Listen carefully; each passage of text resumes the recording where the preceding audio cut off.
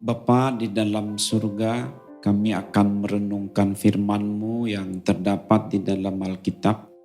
Biarlah firman yang akan kami renungkan ini dapat kami mengerti, supaya lebih mudah kami terapkan dalam hidup kami sehari-harinya. Juga dapat kami beritakan ulang dengan tepat kepada sesama kami. Berfirmanlah ya Bapa, kami bersedia untuk mendengar. Hanya di dalam nama Tuhan Yesus Kristus dan dalam persekutuan Roh Kudus. Haleluya. Amin. Puji Tuhan. Hari ini saya akan berkhotbah didasarkan pada surat 1 Timotius pasal 4 ayat 13 sampai 16. Saya akan berkhotbah dengan judul Umat yang Bertumbuh dalam Pengajaran. Didasarkan pada surat 1 Timotius pasal 4 ayat 13 sampai 16 dengan judul Umat yang Bertumbuh dalam Pengajaran. Demikian bunyinya.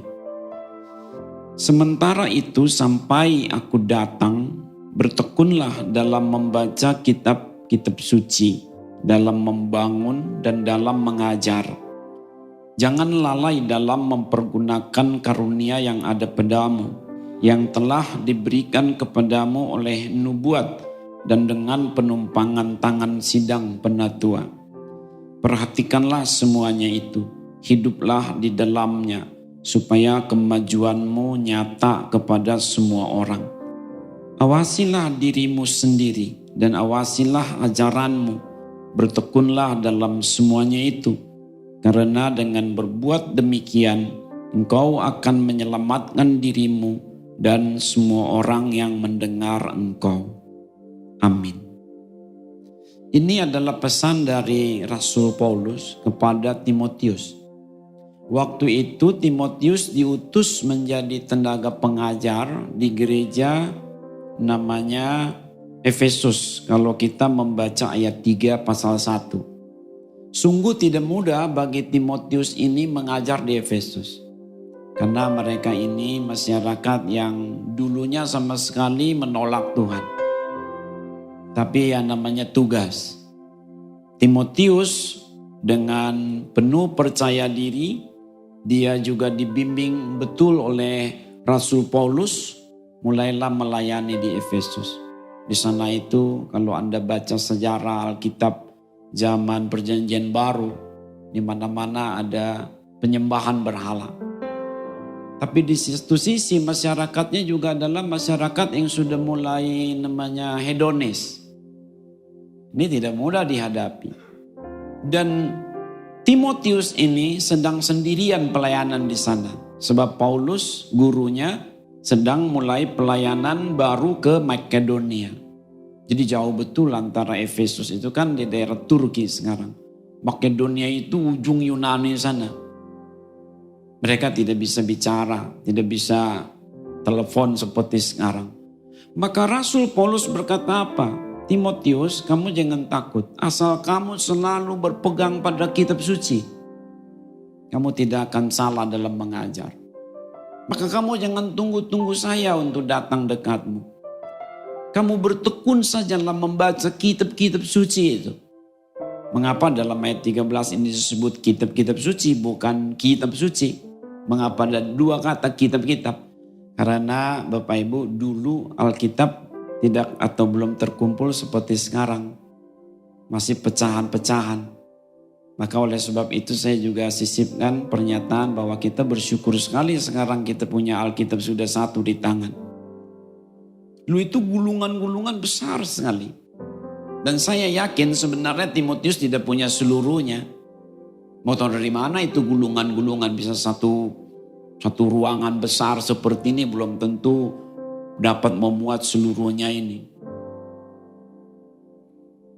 Maka di sini katakan apa? Kamu bertekunlah membaca kitab-kitab suci sampai aku datang.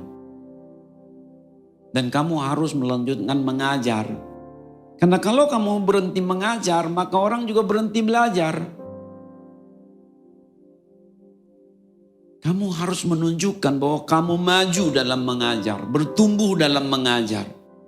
Pengajaranmu sendiri harus berkembang. Sehingga orang yang mendengarmu pun maju, berkembang. Itulah di sini disebut supaya kemajuanmu menjadi nyata. Kalau kamu maju, jemaat akan maju, pendengarmu akan maju. Karena gurunya pinter, muridnya jadi juga ikut pinter.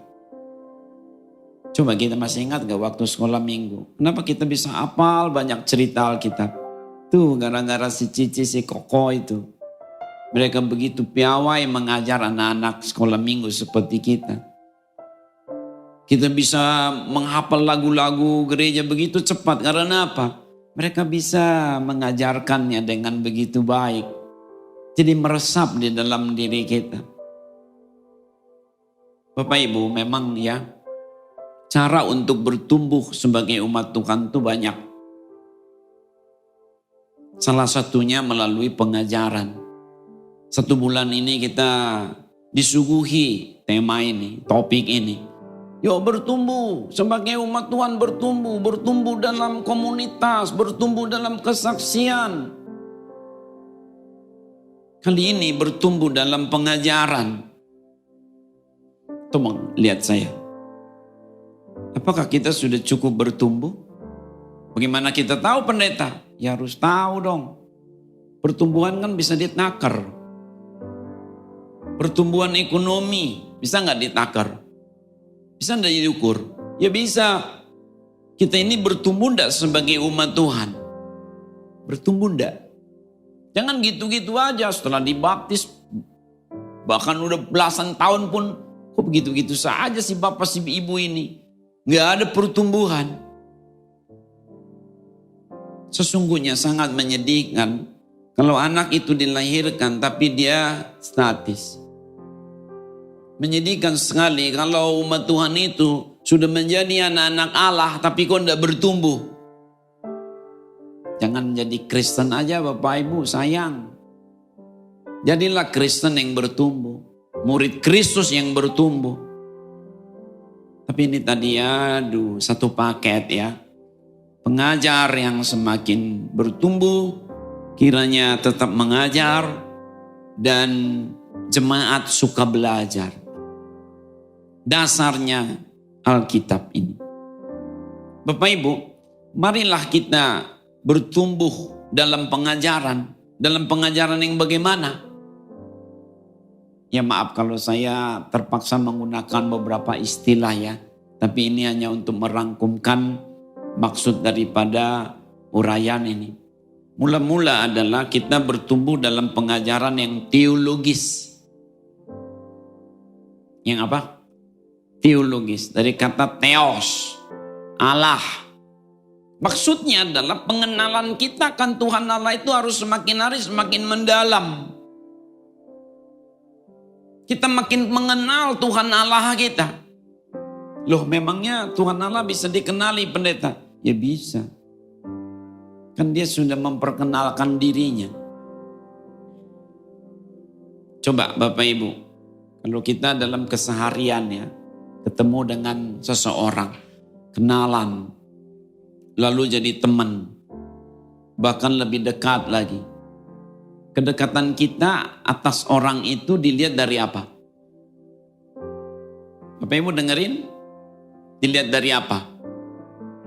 Oh, tahu rumahnya, tahu tempat kerjanya, tahu kebiasaannya, bahkan tahu anggota keluarganya. Oh bagus. Kalau ditanya, itu siapa? Kita bisa ceritakan. Katanya kamu kenal si itu ya. Gimana sih orangnya? Kita bisa uraikan. Jangan gelagapan, ngaku teman dekat lagi. Ditanya rumahnya di mana? Nggak tahu. Dia suka makan apa? Nggak tahu. Ya ngaku-ngaku. Sekarang nih kita suka berkata Tuhan. Benar gak sih kita kenal dia? Jangan anggap saya menekannya. Ini refleksi. Di sini Bapak Ibu semisal saja. Ditanya sama cucunya. Oma, Opa, Yesus siapa? Itu cucu loh yang nanya. buah hati kita. Yang kita suka berkata apa? Dulunya mungkin saja, mungkin aku tidak akan meninggal dulu sebelum melihat cucu aku. Sekarang si cucu sudah Tuhan berikan. Pertanyaannya itu, gak bisa kita ceritakan matang.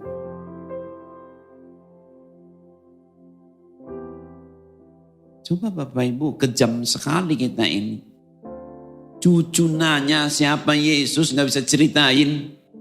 Bukan main. Cucu loh. Atau anak kita. Papa, sorga di mana? Lalu kita bilang apa? Aduh nak, Papa juga gak tahu. Papa juga gak tahu. Kira-kira si anak itu akan berlanjut gak itu untuk mengikut Tuhan? Kemajuan anak kita dalam Tuhan, keluarga kita dalam Tuhan berkaitan dengan kemajuan kita tadi itu tuh. Timotius, tuh masyarakat itu belum kenal Tuhan loh. Kamu ada di situ yang sudah mengenal Tuhan. Perkenalkan Tuhan itu. Kita harus belajar Bapak Ibu. Sampai kita bisa cerita siapa itu Tuhan kepada sesama kita. Dan sampai sesama kita mengangguk-angguk. Begitu ya? Iya.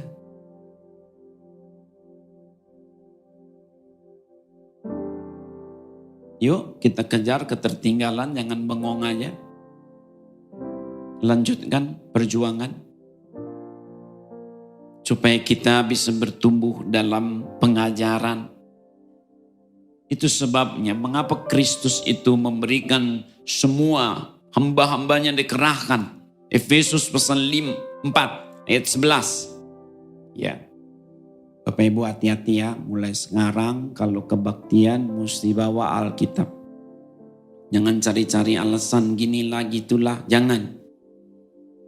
Karena kitab suci itulah dasar kita tahu Tuhan. Hati-hati ya. Selain yang lain-lain yang sama penting, Alkitab mesti di tangan. Jangan ngaku-ngaku orang Kristen baca Alkitab nggak baca. Ini pendeta kok galak. Tuh kan kalau benar bilang galak deh. Itu kejam nih jadi jemaat nih. Galak tuh pendeta itu. Waduh. Galak nih mana galaknya. Masih tahu yang benar kok galak. Coba lihat Efesus pasal 4 ayat 11. Lihat. Apa disebutkan? Efesus pasal 4 ayat 11. Dan Kristus memberikan baik rasul-rasul maupun nabi-nabi, baik pemberita-pemberita Injil maupun gembala-gembala dan pengajar-pengajar. Wow, dikerahkan nih semua nih pasukannya nih. Untuk memperlengkapi orang-orang kudus bagi pekerjaan pelayanan, bagi pembangunan tubuh Kristus. Sampai kita semua telah mencapai kesatuan iman dan sama-sama yuk baca. Pengetahuan yang benar tentang anak Allah. Kedewasaan penuh dan tingkat pertumbuhan yang sesuai dengan kepenuhan Kristus. Sehingga kita bukan lagi anak-anak yang diombang-ambingkan oleh rupa-rupa angin pengejaran, oleh permainan palsu manusia dalam kelicikan mereka yang menyesatkan. Jadi kalau kita umat Tuhan ini memang bertumbuh, bertumbuhlah juga dalam pengajaran. Kita makin mengenal Tuhan. Pengajaran yang istilah saya tadi teologis. Wah, aku sudah kenal Tuhan. Aku ngerti siapa Yesus. Siapa Yesus? Tuhan, mengapa dia disebut Tuhan tapi kok datang jadi manusia? Nah ini satu tidak mudah ya memang. Butuh cakap-cakap lagi. Tapi paling tidak ini sebagai pemicu. Yuk rasa penasaran dong. Ingin tahu. Iya ya siapa Tuhan Yesus, mengapa disebut Tuhan Yesus ya. Tapi dia berdoa kok kepada Bapa Sorgawi. Sebenarnya kita punya Tuhan berapa? Nah orang-orang juga akan nanya tuh. Tuhan kamu berapa sih? 1, tapi kok? Nah ini hati-hati loh. Sungguh tidak mudah. Tapi hati-hati tadi. Tuhan Allah kita itu esa. Ulangan 6 ayat 4. Harap maklum saya hanya uraikan padat-padat singkat-singkat saja. Ulangan 6 ayat 4. Mulai dari sini. Dengarlah hai orang Israel. Tuhan itu Allah kita. Tuhan itu esa. Tuhan itu apa? Esa. Ini dia. Hati-hati. Tuhan esa. Tapi siapa dia? Bapa, Kristus, Roh Kudus. Gimana ya? Begini. Semoga ini dapat memicu Anda untuk terpasu makin belajar ya. Begini. Tuhan Allah kita yang esa itulah Bapa Surgawi. Sesungguhnya Bapa Surgawi itu tidak pernah turun dari sorga. Karena dia maha segala-galanya. Bumi ini tidak dapat menampung kehadirannya. Bapa Surgawi yang esa yang maha menjadikan langit dan bumi dengan segala isinya. Itu terdiri dari firman-Nya dan roh-Nya. Jadi di dalam diri Allah Bapa yang esa itu terdiri dari apa? Roh-Nya dan firman-Nya. Firman-Nya dan roh-Nya. Suatu ketika kita umat di bumi ini butuh pertolongannya. Diutuslah malaikat tapi gak mempan. Terserah tafsirkan gak mempan seperti apa. Lalu dia mengutus firman-Nya dari dalam dirinya. Keluar dari dalam dirinya.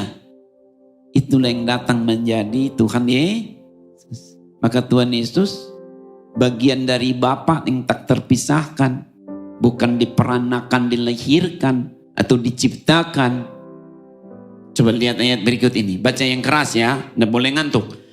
Yohanes 8 ayat 42. Yohanes 8 42. 1, 2, 3. Kata Tuhan Yesus pada mereka, jikalau Allah adalah Bapamu, kamu akan mengasihi aku. Sebab aku keluar dan datang dari Allah. Dan aku datang bukan atas kehendakku sendiri, melainkan Dialah yang mengutus aku.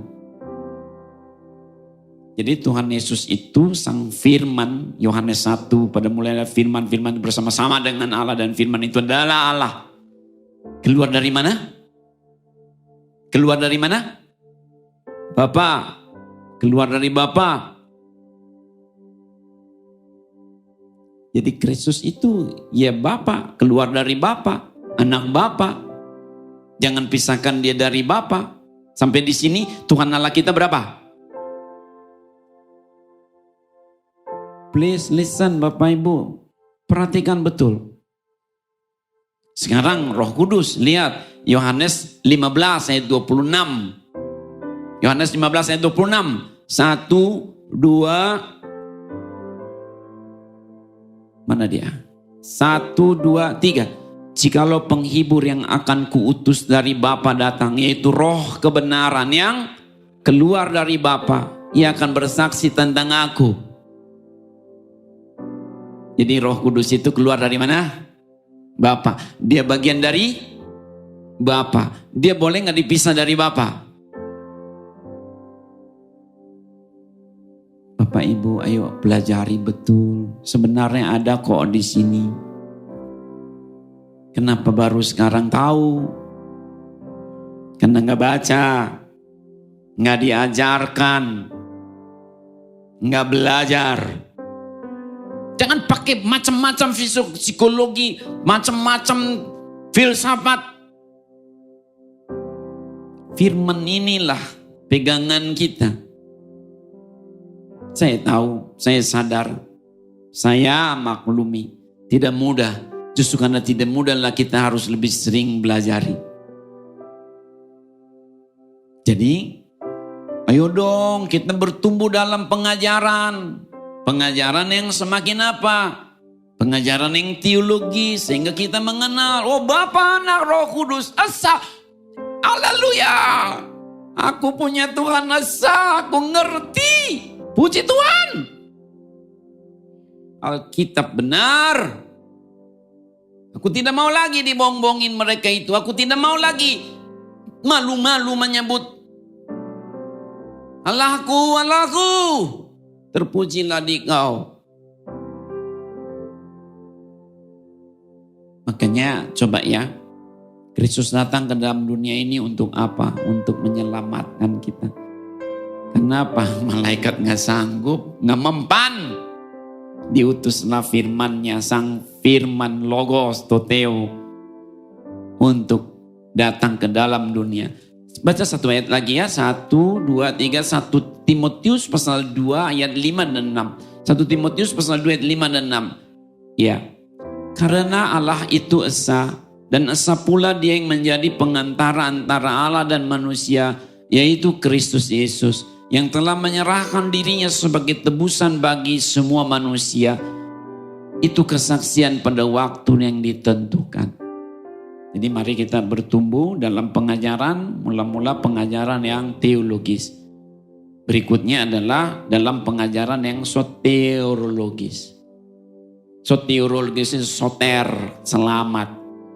Pengajaran yang mengarahkan kita kepada apa? Keselamatan, keselamatan, keselamatan. Mengapa? Mengapa pokok daripada pengajaran itu adalah keselamatan? Karena semua manusia sudah jatuh dalam dosa. Dan upah dosa adalah maut. Gimana dong? Nyerah? Jangan nyerah dulu. Selama itu penyakit masih ada obat, masih bisa diterapi. Nyerah enggak? Enggak. Enggak ada istilah bohwat buat Tuhan, enggak ada bohwat, enggak ada bohwat-bohwat. Enggak ada itu. Tuhan tuh punya visi yang jelas, misi yang jelas. Supaya semua orang bertobat, berbalik dan diselamatkan. Surga cukup untuk semua orang. Apa guna sisi dunia kau miliki jiwamu binasa? Matius 16 ayat 26. Markus 8 ayat 36. Injil Lukas pasal 9 ayat 25. Untuk apa seluruh dunia kau miliki jiwamu binasa? Untuk apa? Ah pendeta. Untuk apa? Ya untuk apa? Untuk apa? Bawa. Nikmatin. Enggak bakal. Makanya capeknya kita. Udah pengkhotbah tuh baca pengkhotbah. Ya ampun, bangun rumah besar, bangun perusahaan besar. So what?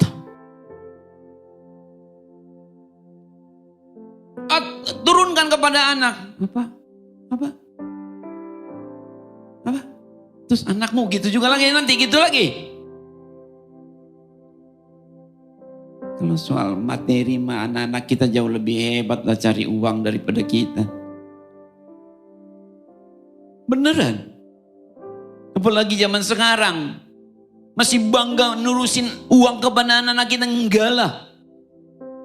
Makanya anak-anak sekarang udah gak bisa money politik. Dia tinggalin kita kalau gara-gara uang.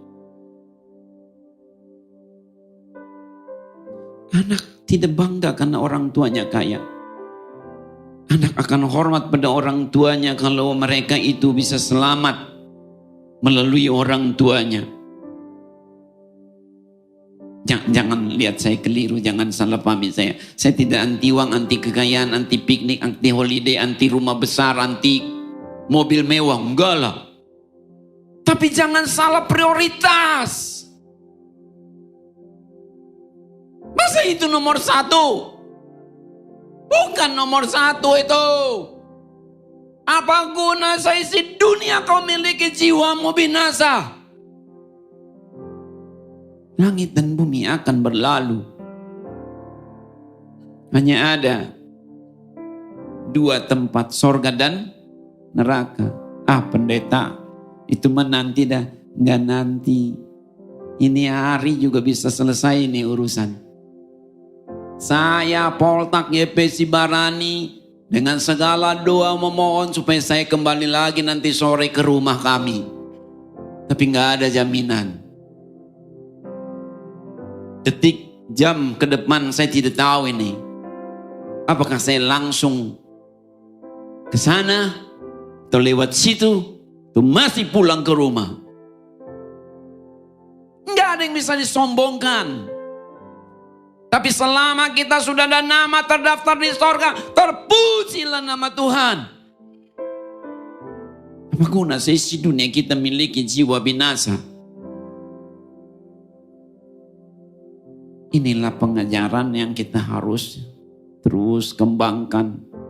Lukas 10 ayat 20. Lukas 10 ayat 20. Berbahagialah kamu bukan karena roh dunia ini takluk kepadamu. Tetapi berbahagialah karena kamu, namamu, nama keluargamu terdaftar di sorga. Itu sukacita kita. Setelah nama terdaftar di sorga, barulah keliling dunia. Mau kemana? Eropa, ada uang? Pergi aja kok, gak apa-apa.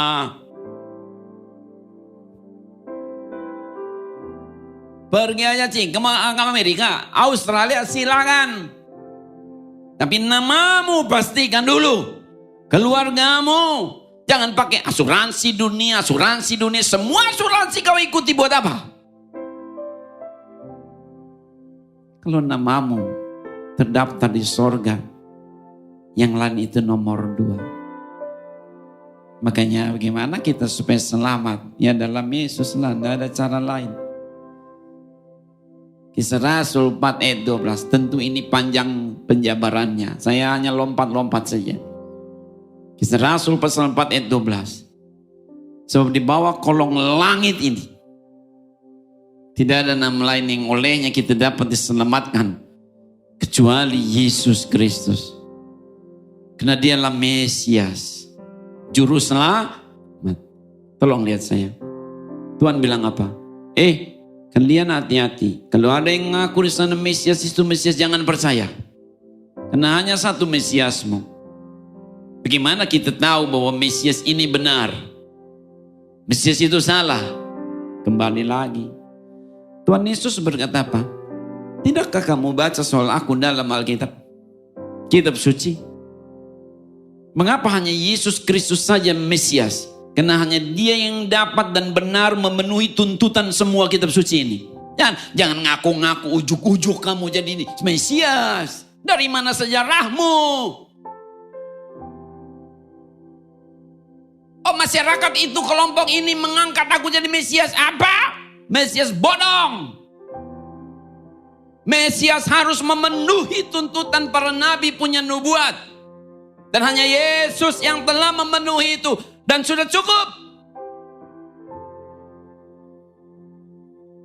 Jangan kita diombang-ambingkan. Ada hal yang relatif, ada hal yang mutlak. Makanya kalau kita menerima Tuhan Yesus, selamatlah kita. Pasti enggak? Pasti dong. Pasti. Karena dia sudah tebus dosa kita. Inilah pengajaran yang terus harus kita gemakan. Yes, aku percaya dan aku sudah selamat. Namaku terdaftar di sorga. Makanya kita selama hidup di bumi ini jangan lagi banyak tegang-tegang. Itu pendeta sendiri khotbah tegang. Enggak, ini gaya-gaya doang.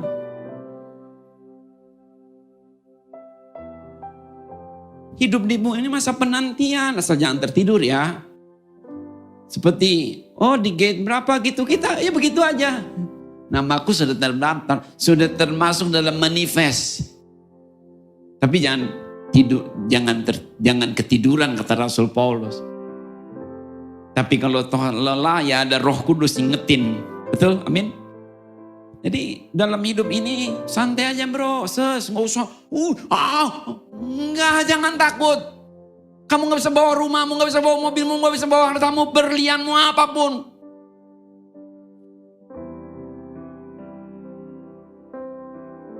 Nikmati saja apa yang masih tersedia. Dan lebihnya kasih kepada anak cucu baik-baik. Supaya dipelihara. Amin. Amin. Bertumbuh dalam pengajaran yang soteriologis. Aku sudah selamat. Lalu bertumbuh dalam pengajaran yang eskatologis. Eskatologis apa? Eskato. Kita harus percaya ada akhir zaman. Sudah percaya ada akhir zaman? Ya harus. Dan pada saat akhir zaman tiba, puji Tuhan, kita yang sudah meninggal lebih dahulu di Firdaus akan dibangkitkan. Dan hanya orang yang percaya Tuhan Yesus yang mengalami kebangkitan. Begini, saya meninggal hari ini. Jangan hari ini deh. Gak enak dengarnya. Maaf ya, maaf sekali. Saya percaya mama saya. Ini keyakinan saya. Mama saya itu sekarang ada di Firdaus. Karena dia orang percaya Tuhan. Saya lihat sendiri.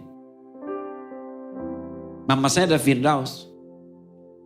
Lukas 23 ayat 43. Hari ini juga kata Tuhan Yesus, karena kamu percaya padaku, walaupun kamu pencuri ataupun apapun, karena kamu percaya yang disalib itu loh. Kamu dan aku sama-sama di Firdaus. Jadi Firdaus adalah tempat orang meninggal yang percaya pada Tuhan. Mama saya di situ sekarang. Maaf ya, 1000 maaf. Ini sebenarnya karena penghormatan sih. Kalau saya sebut mohon maaf, jangan salah paham. Om T tahu Opa T? Ada di situ. Jawaranya tuh dia di situ. Ada di situ dia. Pendeta-pendeta kita yang sudah lebih dahulu di bawah Tuhan ada di situ. Para nabi ada di situ. Nanti Tuhan Yesus datang. 1 Tesalonika 4 ayat 13 sampai 17. Yang meninggal dalam Tuhan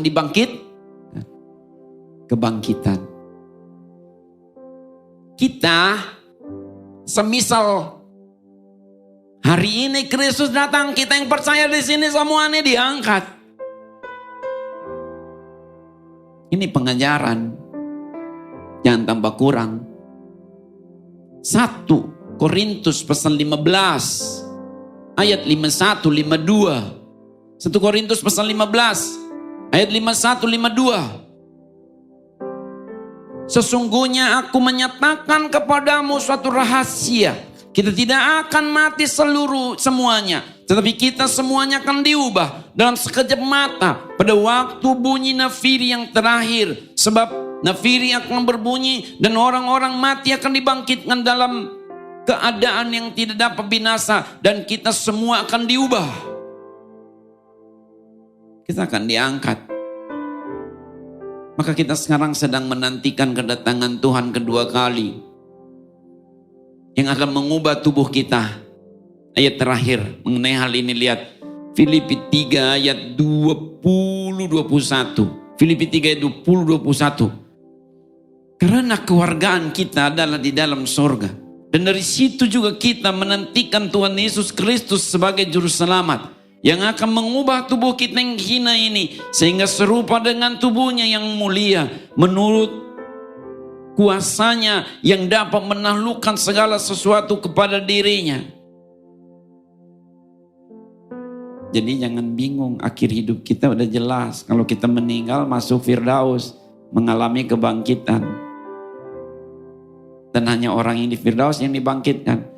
Ngomong-ngomong pendeta, kalau dia tidak masuk Firdaus kemana?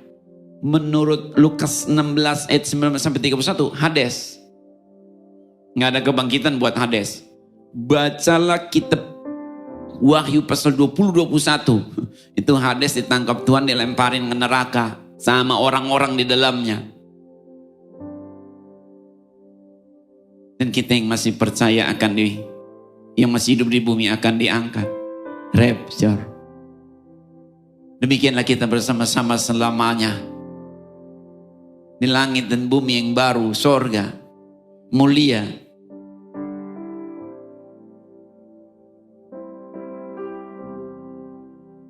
Yang terakhir benar nih benar tak? Iya terakhir beneran ini. Saya masih ada waktu 5 menit menurut catatan di situ. Boleh dong saya gunakan?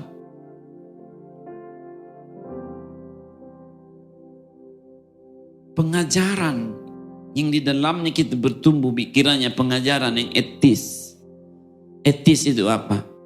Yang beretika, yang saleh, yang tidak merugikan orang lain. Etis itu ukurannya itu. Boleh? Etis itu ukurannya apa? tidak merugikan orang lain langsung maupun tidak itu etis. Oh, kalau gitu nggak ngerugiin orang lain, saya mabok-mabok boleh dong. Siapa bilang nggak ngurusin orang lain? Itu ngerugiin orang lain. Lo parkir jadi nggak bener. Mabok, buang sampah keliru, muntah-muntah di jalanan, jangan bilang itu nggak ngerepotin orang. Bapak Ibu bisa ikuti pengajaran yang apa yang terakhir ini? Yang etis, yang tidak merugikan siapapun, yang beretika, ngomongnya beretika, jalannya beretika, parkirnya tadi beretika, makan beretika, bekerja beretika, tidak ngerugiin mama, tidak ngerugiin papa, tidak merugikan suami, istri, anak, tidak mempermalukan siapapun. Kalau ngomong-ngomong yang baik, kalau itu dia SMS, tidak mengata-ngatai. Itulah yang harus kita pelajari, bagaimana kita berbicara, bagaimana kita bekerja, bagaimana kita menikah, bagaimana kita berkeluarga. Karena itu juga yang diajarkan dalam Alkitab ini. Alkitab ini tidak hanya ngajarin hidup di sorga kelak, tapi juga lebih dahulu hidup di bumi ini sekarang. Jangan mimpi ya bakal masuk sorga, di bumi aja gak beres.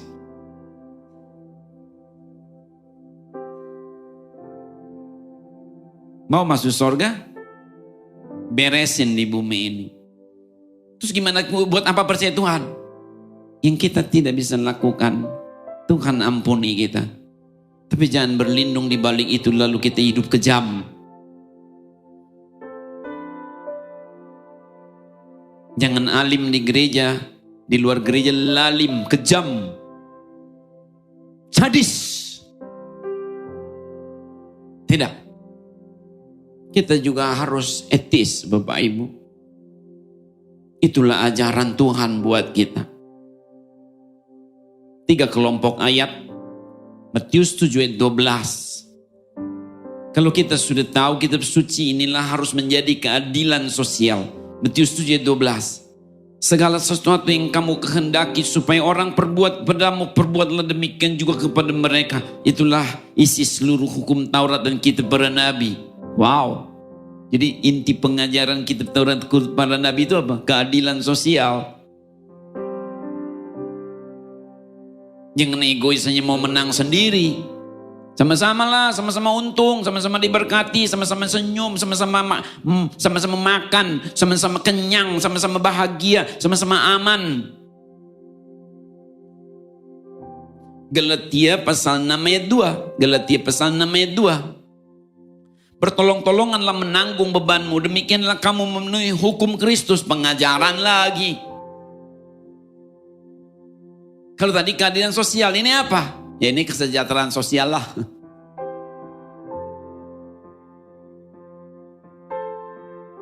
Karena Tuhan tuh tidak mengajari kita individualistis, Bapak Ibu. Tuhan tuh mengajari kita diberkati untuk menjadi hukum. Kalau kita tahu hukum Allah, hukum firman Tuhan, para nabi, Taurat, ayo kita bertumbuh dalam pengajaran yang demikian. Dan juga itu Matius pasal 22 ayat 34 sampai 40 itu loh.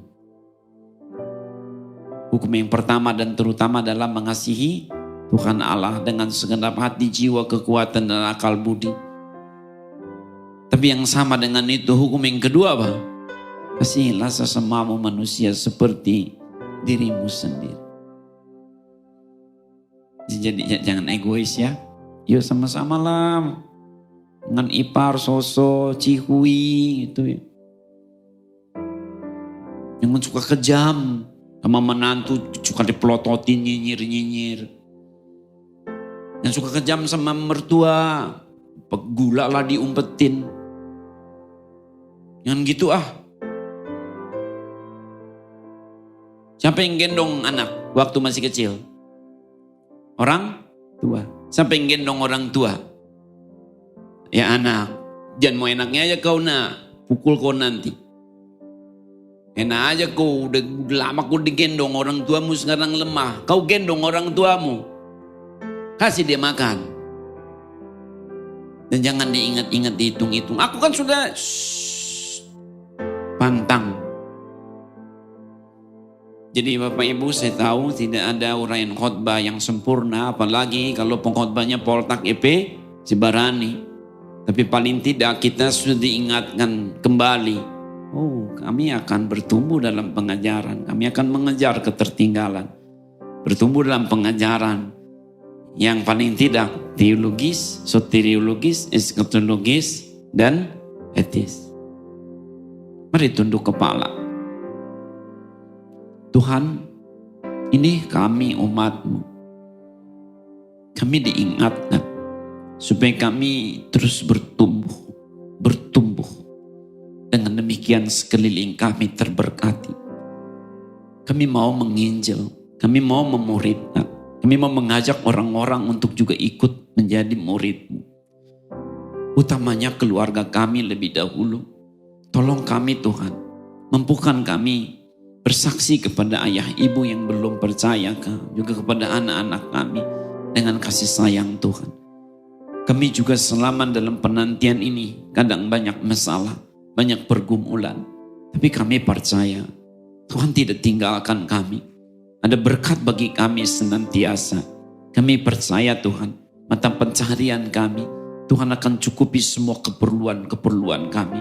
Penyakit kami disembuhkan kembali. Kami dikuatkan, panjang umur bahagia 70, 80, bahkan 110 tahun dengan pertolongan dari Tuhan.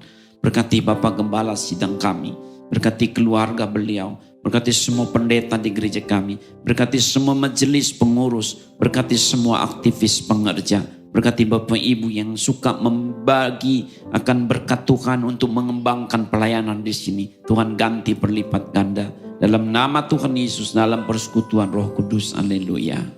Amin.